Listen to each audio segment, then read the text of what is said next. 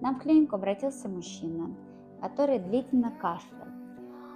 Он наблюдался у гастроэнтеролога с хроническим гастритом, гастроэзофагальной рефлюксной болезнью. Но при осмотре, когда он пришел уже ко мне, сказал, что кашель продолжается, периодически у него еще бывает затруднение носового дыхания. В этот раз у него было обострение, он решил все-таки прийти к нам. При осмотре температура у него была 37, носовое дыхание затруднено, носовые ходы отечные, по задней стенке стекала желто-зеленая гнойная отделяемая. После этого мы сделали компьютерную томографию, сдали с ним анализы. Я, конечно же, отвела к нашему лору его.